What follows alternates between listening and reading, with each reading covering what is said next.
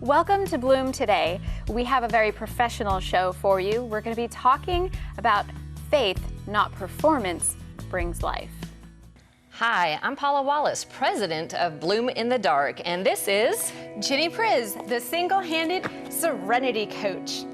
Welcome to Bloom Today, where we talk about internal and external brokenness and how you can heal, so that you can use the fertilizer of your past to bloom today.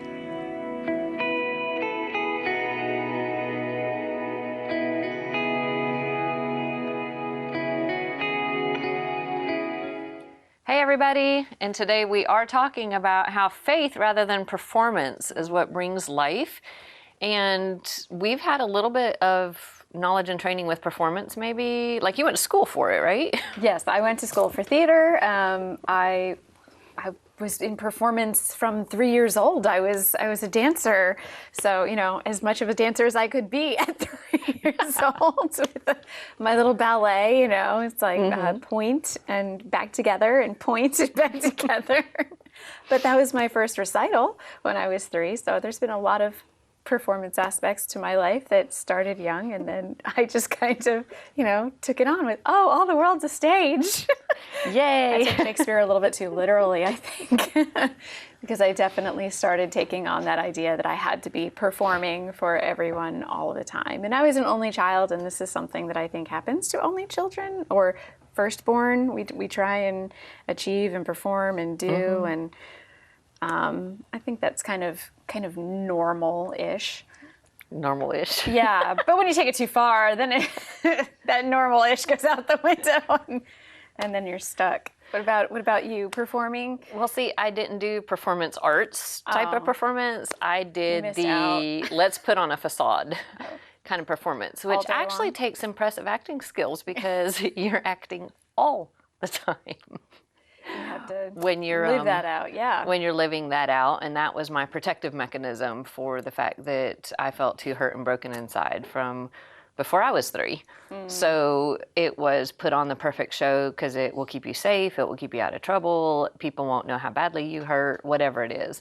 And yeah, I think dancing sounds like a whole lot of fun. It was. It still is. I'm still that kind of movement-focused person, so I love it a lot. But I'm trying to learn to dance.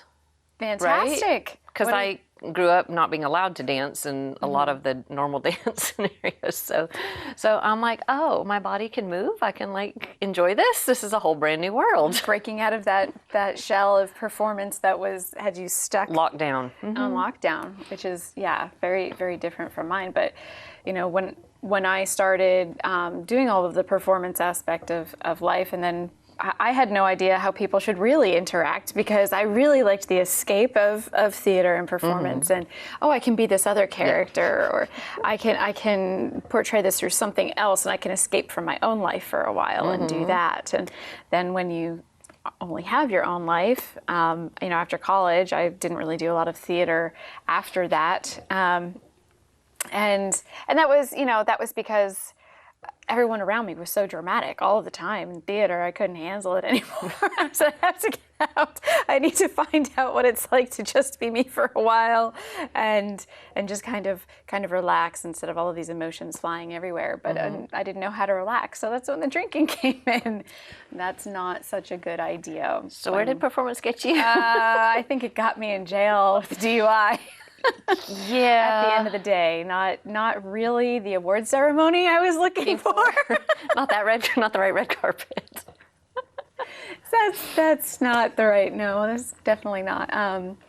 Those flashing lights were not the lights I had in mind growing up. Yeah, I can laugh about it now because I've got a whole lot of healing that's come in a few years out of that, and I don't do a lot of performing, and now I can sit here with you, have this conversation in front of cameras, and feel like this is the same conversation I would have sitting at our own kitchen tables. Yeah, we are in the kitchen though. So. It really helps to just be in the kitchen, because then it can go back to being at home in the normal safe setting. Yeah. That we'd be at home, and our viewers are possibly in their kitchens or Absolutely. Relaxing too. So that works for me. But I was thinking where my acting and facade and performance ended up, well, it all kind of fell apart. And then between the emotional breakdown and the anxiety and panic attacks and the suicidal ideation, the whole craziness that was going on the inside that eventually broke through the facade, everything came crumbling down. And then I was like, what's wrong with her? Because then it became very obvious. There was something wrong. Performance was not fixing any of this anymore, and I couldn't hide it. And well, there's so much where in that moment we're trying to, or during that season where we're performing, we're trying to generate our own energy, our own love, our own whatever it is that we're trying to give and to offer people, or what we're trying to put on. We're trying to generate it ourselves, and it becomes exhausting. Very, which is why understanding that we can all trust God when we understand some just core basic truths that have to do with switching to the faith side rather than the performance side of how we see life, how we see ourselves. And because the performance is going to keep us trying to generate what we don't have. Right, and pretending, it just does not, it doesn't heal anything, and it doesn't make it real either, evidently. But it's kind of like if you don't receive love, how do you give it? Where does it come from? Right, we love because he first loved us. Yeah, when I was a little kid, there was a song, Love is Like a Penny. And it's the more you get, the more you can give. You give it away. Yes, give it away. right. Give it away. Go into the song. Yes. But it's realizing that if you're not getting filled with God's love, you don't have love to give. And when all you have is a shell of performance, and it's not based in that love that God provides, that God fills us with, you don't have anything. And 1 John 4:8 says, whoever does not love God does not know God, because God is love. And he's the one that gives us that love, that gives us the opportunity to genuinely share that. And I love the idea of, you have that video, Broken Vessel of Honor. Yes. And just the idea that we need to be poured into by God, and we need to receive from him before we could ever pour out. It's supposed to be the overflow of God's love that we're giving out. It's not something that we're supposed to be generating on our own. We were never built that way. That's not the way we were designed. We were designed to be these vessels to receive and then pour out. Which is such a different concept than what you hear most places, where it's just kind of like make it up and give it, or do, or somehow or another self-generate, manufacture it on your own. And the only way you're going to get God's love is if you do this right thing. Yeah, just perform. Right, that's the lie that we're told to do, is keep performing and then you'll get the love, when in reality it's the exact opposite. We need to be able to receive before we can pour out. Well, and then how do you know where to pour out or what to do if you are not listening to God and actually obeying what He's told you to do? Because if you don't have... You mean I'm not supposed to be all things to all people all the time? I don't know how you could do that. I'm really clear I can't do that. I tried really hard for a lot of years. It didn't work out at all. There might be people-pleasing codependence or something else mixed like in. That. Just a little. But yeah, what I've learned now is that God does have a very focused mission for me, and it does align with my passions, and working together with him, it does actually even create more energy for me. It does, doing this is something that fills me up. Right. And it's not something that completely drains me. I do feel like we're walking together in this mission together, which is amazing. But to get to this place, I had to do a whole lot of listening. A whole lot of listening. To know where God wanted you and what he wanted you doing. Yes. Right? Even to start with. He prepared us. He got us ready. And I had to take steps, baby steps, one after the other. But I had to be listening to hear what that next step was. Well, and that's where Luke 11:28 says, blessed are rather they who hear the word of God and obey it. It brings blessings. And when I get asked, well, how did you make that happen? How did you get a television show? I'm like, I didn't. God evidently had a television show planned, and he just asked me, was I willing to take the risks and face my own fears and all the issues that it took for me to obey, but I didn't make anything happen. Right. I just stepped into it. Manufacture Yeah, it wasn't a performance thing. It was okay, here am I, Lord, send me. If you want this done, then okay, I'm really, really scared, but okay, I'll do this, right? Absolutely. This is not something that everyone wakes up every day and says, I want to tell all of my secrets to the world. Yay! No, that doesn't happen. Not spreading dirty laundry everywhere. No. Like we have a tendency to do in this nice little kitchen we have. But we do tend to be obedient and because we understand that is what brings blessing, and that is God just leading us in the right direction because our blessing to be a part of what he's doing in the lives of broken men and women. And that is more meaningful and more powerful to me than anything else. And that's the biggest blessing that I've been given out of all of it, is just to be a part of it. Well, and that's bearing fruit. That's where we get to actually see what God does, and he's going to work through whoever's willing, but we get to participate in that, and we get to see the fruit that comes from God. That's our third truth is you can't self-manufacture good fruit. Yes. There is no, I don't have the power to do that. And you're always talking to me about that verse. About John 15, for abide in me and I in you, as the branch cannot bear fruit of itself, except it abide in the vine. No more can ye except ye abide in me. That is the King James Version. Thank you for that. That makes me feel special that you said it in my language, my Bible language. Just this idea, and I love this because it goes in line with our idea of blooming, and it's the idea that yes, God built nature, and there's again reasons, and he's on this path with us, and he wants us to be aware of how things work, and he set things up for us in nature so that we would understand. And if we're grafted into this vine, then again, he's the one who's building the fruit through us. We're just there to be vessels to pass the all of these nutrients from the ground to create the fruit. It's not us doing it. We're just there, available, conduits, willing, obedient, listening, saying, okay, God, I'm here to receive your love and be obedient and watch what you can do out of this. Right, and it takes blooming to get fruit. Yes. Fruit doesn't you come have to have without the blooms. And I'm like, yay, a bloom. All of that works together. Let's keep our blooming in here somewhere. Amen. That's exciting. And we have a really cool guest here today. We do, and I'm excited to bring her on. Author. We have so many authors, and so Isn't that great? I love authors anyway. Sorry. You are but one. She loves authors even more than we do. Author, speaker, and she's the founder of Authors in Business Nation. So she helps authors as well, and that's just a community and I'm just going to let her. Where was she when we were writing? I know, right? Like Desiree Lee, would you come join us in the kitchen, please? Yeah. Can you give her a hand, Jenny? Oh, I absolutely will. Thank you so much. Here's your hand. So much. You're very welcome.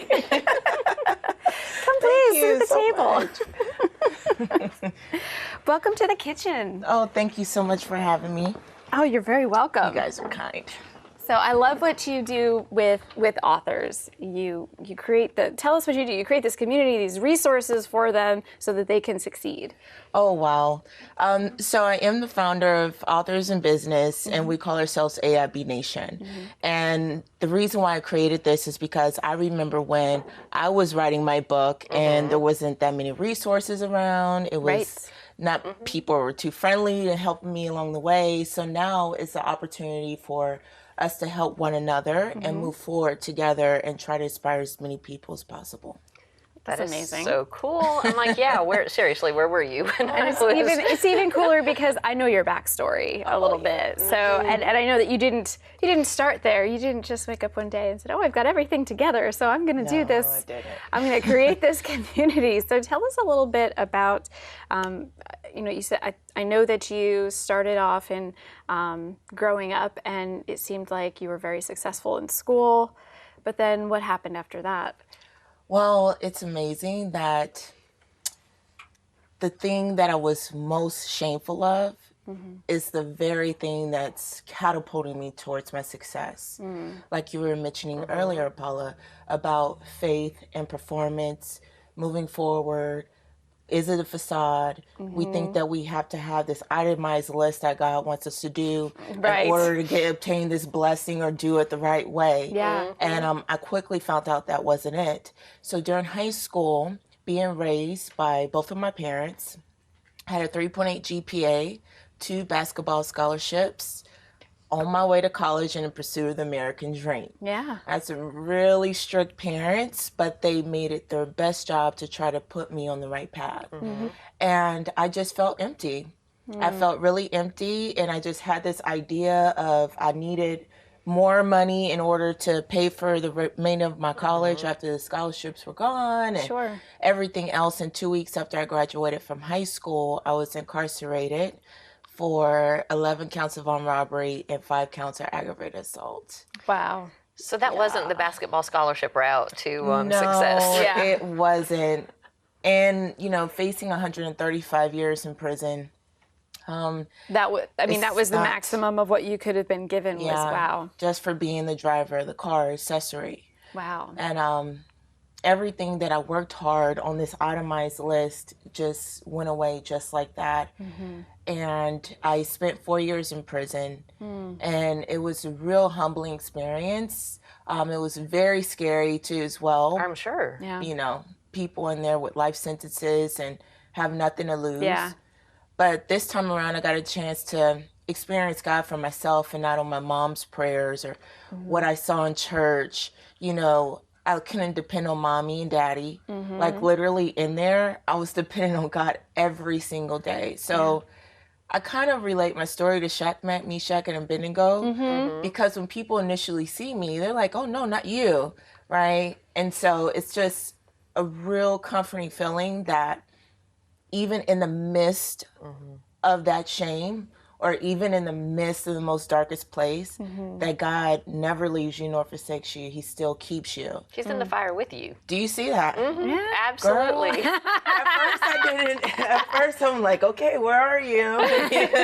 Right. I need you right now. Yes. But of course, you know, I definitely saw that once my experience. And so, you know, coming out from that, I thought, oh, me to get my life back together, second chance, what I saw on TV, thinking that, hey, look, you know, that's behind me now.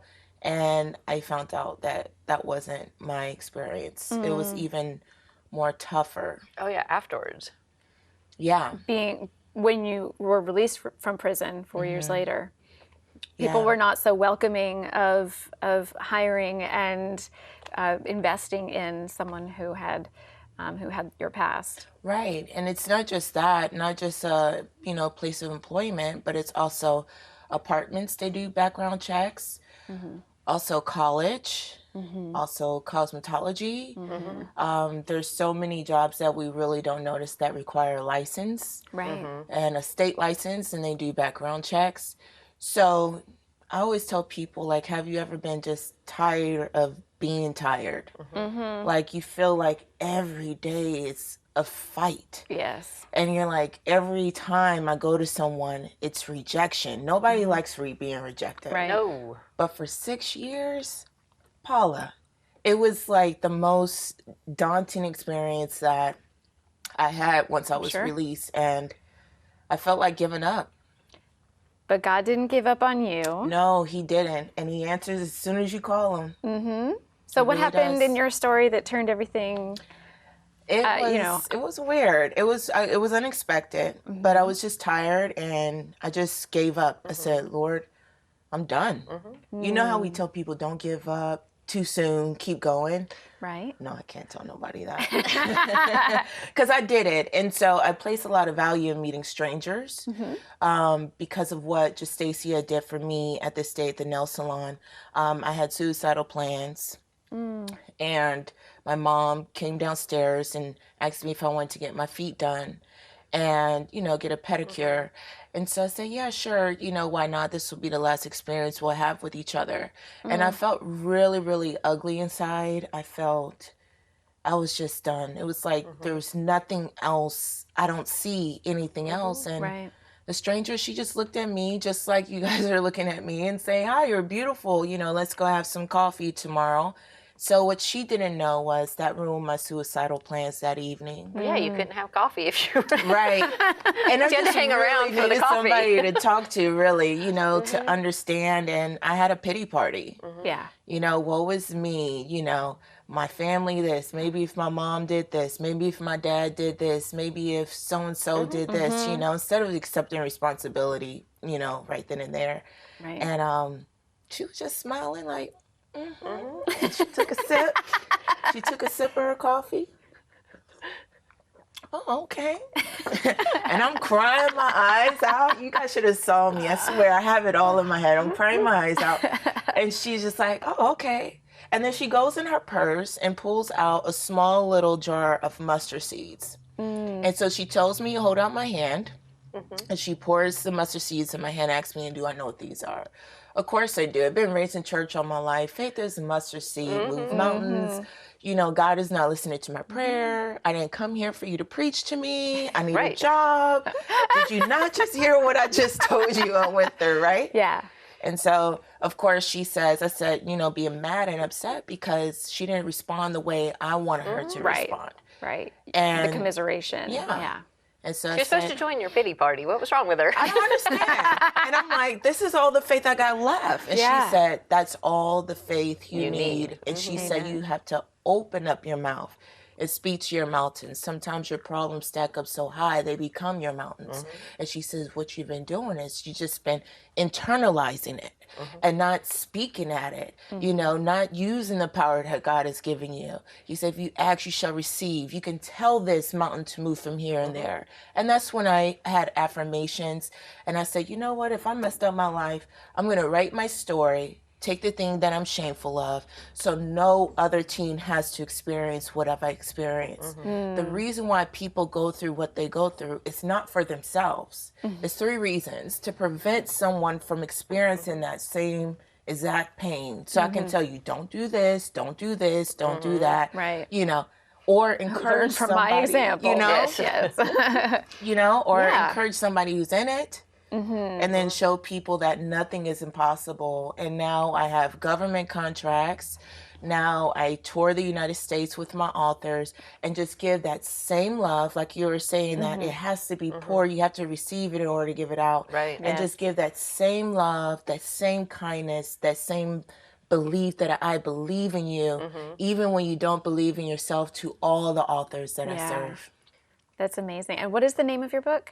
Oh, it's Inmate 1142980, the Desiree Lee story. So that's your number from when you were in jail. Yeah, and it's following me for the rest of my life. But So you might as well put it out there and put it on the cover of a book. I mean, seriously. right. No one can blackmail with you Right, with you that know. anymore. I might as well. Public information. Well, I'll tell people you were in jail. Wait a second. Sorry. It's on the I told cover of a book. everybody from the beginning to the end. Okay, all right. Yeah. Enemy doesn't have any more power there. No, and it's powerful now because now I'm not speaking from a place of pain, but a place of power. And I think, you know, it's not woe is me. It's saying, yeah, this was my experience. This is what I did to try to just make it through it. Yeah. But this is what I'm doing with that. Right. Which is huge because in our discussions about the low places we go to, that's so different for each of us. And for you, where jail was a place you were able to trust God, you were struggling way more with the consequences of jail in trusting God. Right. But God met you right there. It doesn't matter where we are in that broken place. He'll meet us right there, wherever that is. And the fact that you would never have gotten where you are now if you had followed through on the suicide instead of going to coffee. Right. Like there's always hope for that next. Right. And you got to complete your assignment. But when I hear about stuff like this, you know, like you're saying, hey, wow, you went through this. And I look and I said, I would have killed how many dreams, how many unfulfilled assignments, God-given assignments I would have took with me. I would have killed with me. And so when I look at that young person that says, you know, Miss Lee, I changed my life. You know, I did what you said. Or I look in that person who's went through a traumatic experience about their story and their family has given up on them. And I said, you know what? You make what I went through worth it. It was worth sleeping those nights in there being by myself. It was worth being scared. It was worth facing rejection for 6 years. It was worth getting those no's. It was worth it because you got to just keep going, not for yourself. It's easier to give up on me. Right. But it's harder if I'm fighting for you to give up on you and saying, we got to make it through. Yeah. And you understand where broken, hurting people you interact with, you understand where they've been. Right. You're not going, in theory, oh, honey, God will fix that, with no understanding. I hear that from people that are like, never been through much of anything. Right. And they're going, oh, yes, God takes care of everything. You're like, well, that's true. He does take care of everything. But it's so much more helpful to hear it from somebody who's actually been in that super dark place and has come out. Right. Right. And is sharing it that way. And in a lot of ways, what God is able to do is take those dark times and make them the most powerful part of our story. And when we're going through them, I mean, you can attest, it is awful. It feels like there is literally no hope sometimes. Yeah, it really does. But even the darkest hour only has 60 minutes. So it's Wow. like, you just gotta just keep going and pushing, Yeah. It's worth it. I laughed because trying to come up with a way to say that, I was like, whatever doesn't kill you makes your testimony stronger. There you go. Absolutely. It's just sometimes that's all you got for it is like, okay, God, well, here, we got more testimony to use. Who do you want me to tell it to? In your case, writing the book, helping other people tell their stories, write their books, do the things that take their broken areas and put it into something that helps others. Right, you can write your way out. You can you can write your way out of any situation. You can reach more people. I'm thinking maybe, do I have to be a minister? Just like your TV show on how to reach more people of what God has divinely assigned you to do specifically. And it's like you can reach those people with your book all around the world. Yes, and you don't even need to be awake. No. They can be reading it while you're asleep. You're so funny, Jay. I love it. You get to help people while you're relaxing, having coffee. Right now, someone is reading your book. Someone is reading Paula's book. And Somebody's reading Jenny's book. gosh. Absolutely. You just never know. Desiree, thank you so much for thank you being so here. much for having You me. are our ex-victim of the week, so we have something for you. You get a Bloom Today and Bloom in the Dark mug I love it. with a tattoo. We're giving you the fake. The ex-victim tattoo. Ex-victim tattoo. So Oh, I have it as my stamp of having been there and not being there anymore and blooming. But chocolates and tissues are part of our theme of saying it may be emotional and it may hurt and you may cry, but at the end of it, there's so much to celebrate and so much for God to use in our lives and sharing our stories. So Amen. Thank you guys so much again. We're excited. We're just so thankful that you're here and thankful that for everything God has done. and we can use the fertilizer of our past to bloom today. today. To bloom today. A free PDF copy of the Bloom in the Dark book and a full list of Bloom Today's coaching tools can be found on bloomtodaytv.com. Then visit Bloom Today's Facebook group for deeper conversation. Alpha, Omega.